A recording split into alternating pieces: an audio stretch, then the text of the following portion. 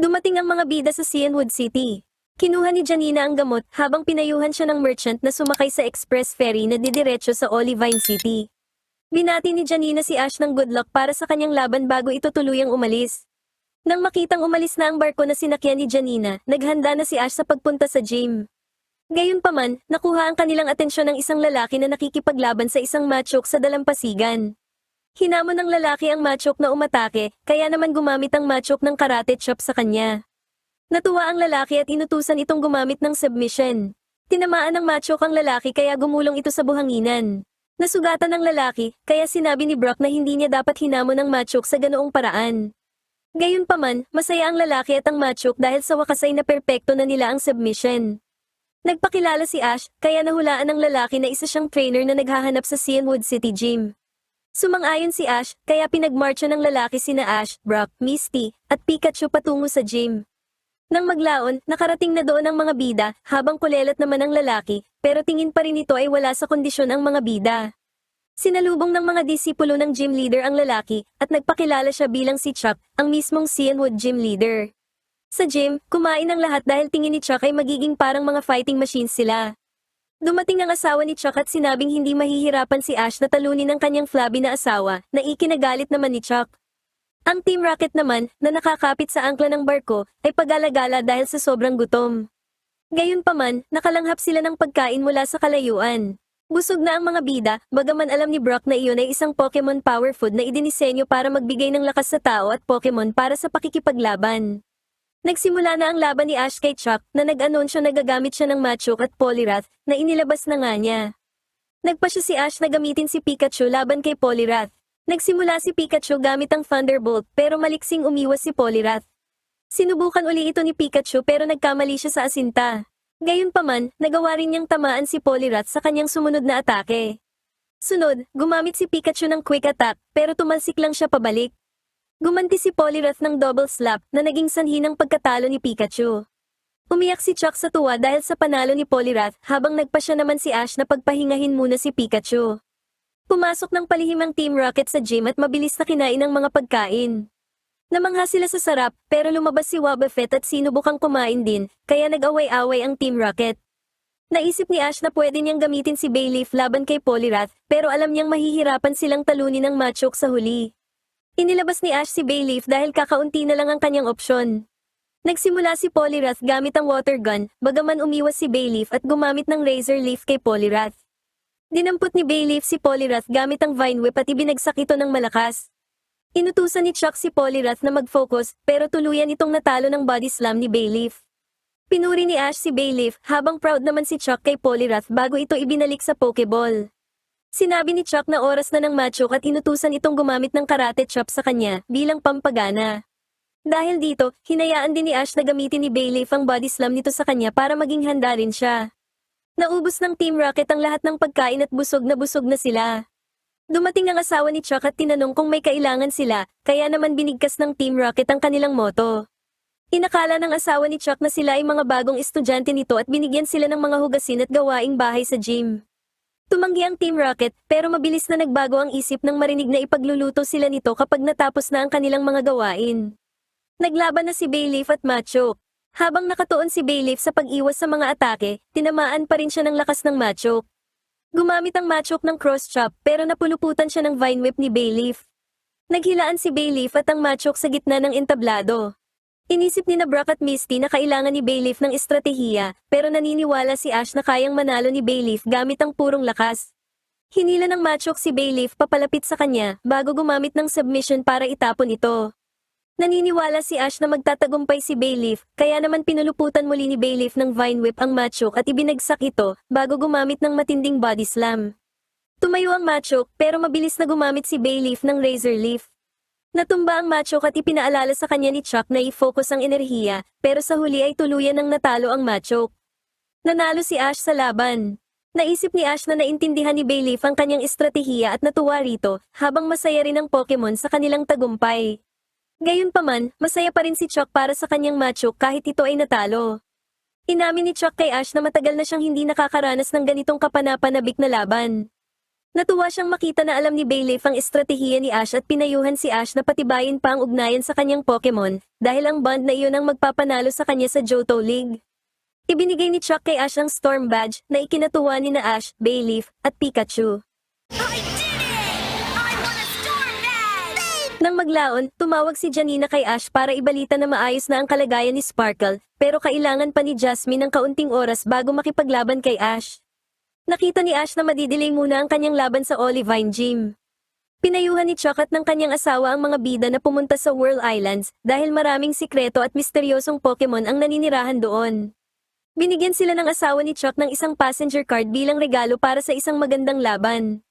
Inisip din ito na tama ang ginawa ni Ash na talunin ang kanyang flabby na asawa na nagpa siya namang magsanay muli kasama ang Machoke.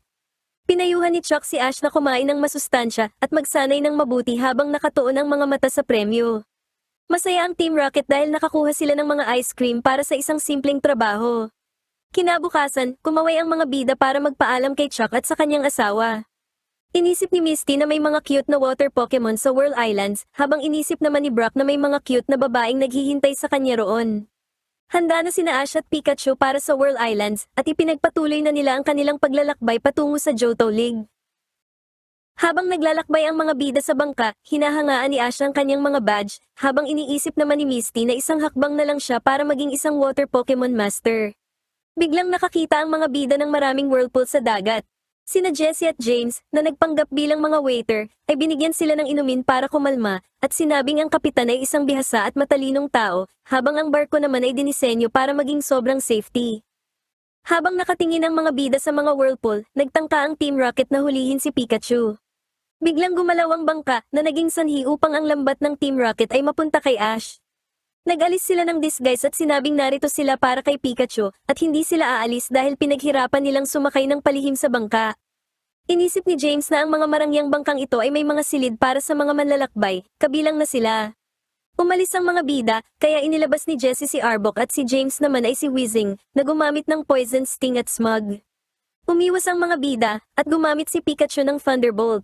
Gumamit si Wobbuffet ng Mirror Coat na nagresulta sa isang pagsabog na nagpatalsik sa Team Rocket at naghagis sa mga bida sa tubig.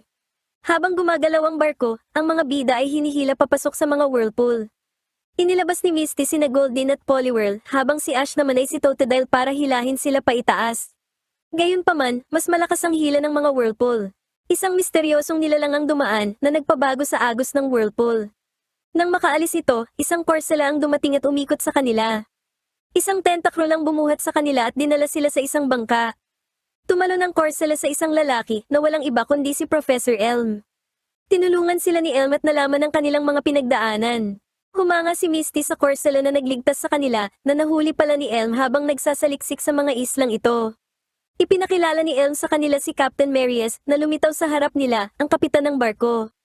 Nagpakilala naman ang mga bida sa kanya. Nakita ng mga bida na papalapit na sila sa unang isla sa Whirl Islands, ang Blue Point Isle, na ipinangalan sa isang bato na nagsisilbing gabay ng mga mandaragat matapos ang mahabang paglalakbay. Dumating ang mga bida sa Inland City, ang pinakamalaking daungan sa Whirl Islands. Napansin nila na napakamakulay ng paligid at sinabihan silang ito ay dahil sa World Cup, isang kompetisyon para sa mga water Pokemon trainer. Nagkaroon ng interes si Misty sa cup na ito kahit na sa susunod na buwan pa ito magsisimula. Lumitaw ang Team Rocket mula sa dagat at pagod na sila. Gayunpaman, nang makita nila ang mga bubwit doon, bumalik ang kanilang kumpiyansa. Sa center, nagpaparehistro sina Ash at Misty para sa World Cup. Binigyan sila ni Nurse Joy ng isang rulebook pero bigla itong diniskartehan ni Brock, sinabihan na palagi itong nasa libro niya. Pumunta ang Corsola sa isang swimming pool, kaya ipinaliwanag ni Elm na nakikipagkita ang Corsola sa kanyang mga kaibigang water Pokemon dahil ang pool ay konektado sa dagat. Inirehistro ni Joy sina Ash at Misty para sa cup. Nakita ni na Ash at Misty si Brock na kumukuha ng notes mula sa isang trainer na nagsabing upang mapanatili ang kalusugan ng isang water Pokemon, kailangan palagi itong nasa tubig. Dumating si Captain Marius at tinanong kung ano ang kanilang mga pangarap. Sinabi ni Brock na gusto niyang maging isang breeder, si Misty naman ay isang water Pokemon expert, habang si Ash ay ang maging Pokemon Master. Ipinaliwanag ni El na ang layunin ng World Cup ay mapabuti ang mga water Pokemon. Sinabi ni Misty ang kanyang layunin na patunayan sa kanyang mga kapatid kung gaano siya kagaling na water Pokemon expert sa pamamagitan ng pagpapanalo sa cup. Gusto ni Ash na malaman ang lokasyon ng cup, kaya itinuro ni Elm ang Red Rock Island, na matatagpuan sa pagitan ng Silver Rock at Yellow Rock Island. Sinabi ni Elm sa kanila na maraming round ang kailangang lampasan, at kung sino ang makakapaso sa lahat ay bibigyan ng titulong Water Pokemon Alpha Omega, na siyang magiging pinakamahusay na eksperto sa Water Pokemon. Narinig ng Team Rocket na ang mga Water Pokemon na ito ay sinanay para sa labanan at nagplano silang hulihin ang mga ito. Tinanong ng mga bida sina Elm at Marius tungkol sa nilalang na nakita nilang nagpabago sa Agos. Sinabi ni Marius na nakarinig siya ng mga chismis tungkol sa mga misteryosong nilalang, habang hindi naman nagulat si Elm dahil natuklasan na ang pagkakaroon ng mga bagong Steel-type Pokemon. Alam din nila na ang buhay ay nagmula sa dagat. Sinabi ni Marius sa kanila na ang buhay ay nagsimula, pagkatapos ay lumago at lumawak. Sinunod ng mga bida ang payong ito para makamit ang kanilang mga pangarap. Bigla nilang napansin ang balon ng Team Rocket na naglabas ng lambat para hulihin ang mga water Pokemon mula sa pool ng Pokemon Center. Ipinagmalaki ng Team Rocket ang kanilang tagumpay, bagaman dumating ang mga bida para pigilan sila. Inilabas ni Jessie si Arbok, habang si Misty naman ay si Staryu, sa pag-aakalang magiging practice ito bago ang World Cup. Tinamaan ni Staryu si Arbok ng Swift. Umiwas si Arbok sa water gun nito, at gumanti ng Poison Sting. Natalo si Staryu, kaya ibinalik ito ni Misty. Lumabas si Psyduck na sinubukang tumulong at tumalon sa tubig. Tinawag siya ni Misty pabalik dahil hindi naman marunong lumangoy si Psyduck. Susubukan sanang gumamit ni Pikachu ng Thunderbolt pero nahuli siya sa isang lambat.